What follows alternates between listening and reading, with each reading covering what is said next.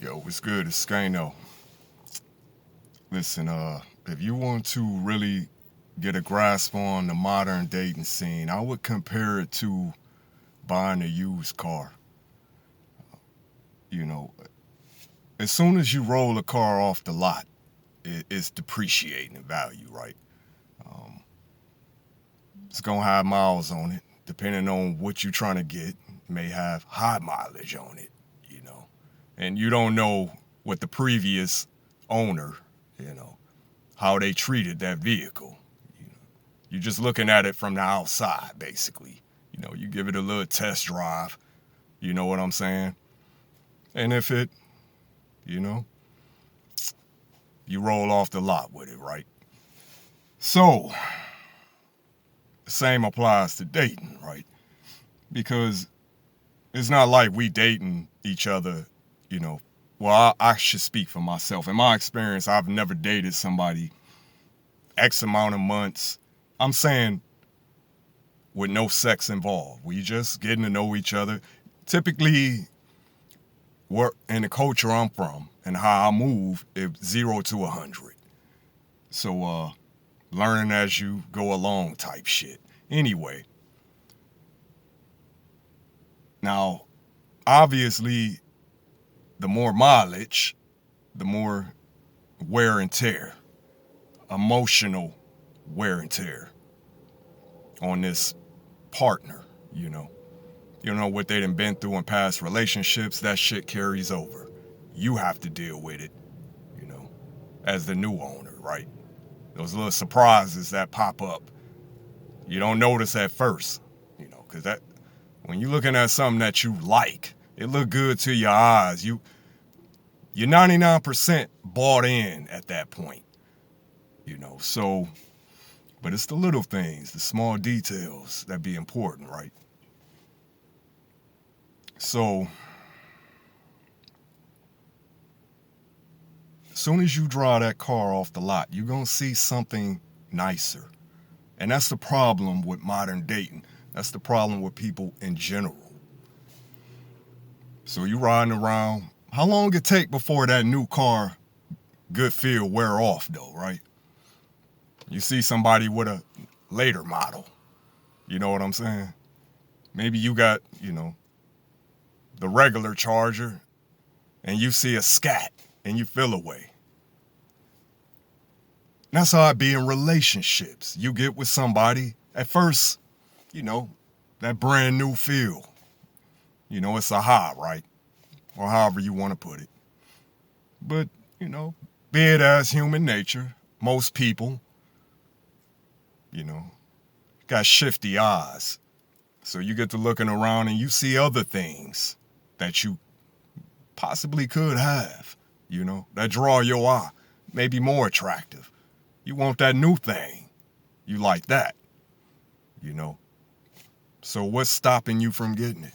Oh, you already are, you know, obligated to another situation. You already have a car note, right? You ain't paid this vehicle off yet. You still owe X amount of thousands. Well, fuck it, trade it in, right? Even though you gotta pay, you know, whatever you owe on that other loan, it's gonna carry over. So you owe that on top, but shit, fuck it. You want that new thing. So you do it. $800 a month, $1,000 a month, and you barely can pay your rent and car insurance. Fuck it, right? I got to have that new thing. Same thing with relationships. Fuck it. I'm not, you know, I'm obligated, I'm responsible to this person, but I want that. So if it's not a situation where you can have both, have your cake and eat it too, then you trade it in, right? And there come the problems, because just because you finish with a relationship and you want to be done with somebody and you feel like, well, it wasn't that serious to me. You don't know what they on. They might not be on that, right? They ain't ready to give it up. So there you go. So as I said, man, as with a used car, you do not want to invest money into a used car. You do not want to invest a lot of time and energy into a vehicle that's high mileage, because it's just going to suck your money right out your pockets. It's going to suck you dry, and you're going to be hurt. You're going to be left with hurt feelings because you done put all this money into this vehicle, and it's never going to be worth, what you've invested. And then at the end of the day, you may come out one day and that engine just lock up on you and it's over.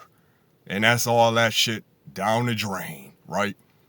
But that's how it is with used vehicles, So this is probably a poor analogy, but I'm saying as it applies to relationships, as we call them, because let's be real, we just be shacking up, we be leasing.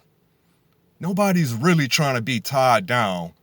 Well, I know I'm not at this stage of my life. I'm not trying to invest a lot of time, money, and energy into something that I'm probably is never going to equal out.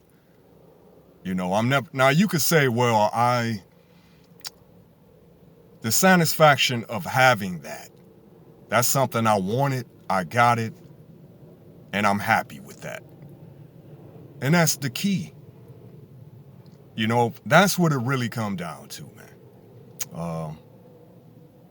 I'm not saying settle, have low expectations, but I think a lot of people in society, just in general,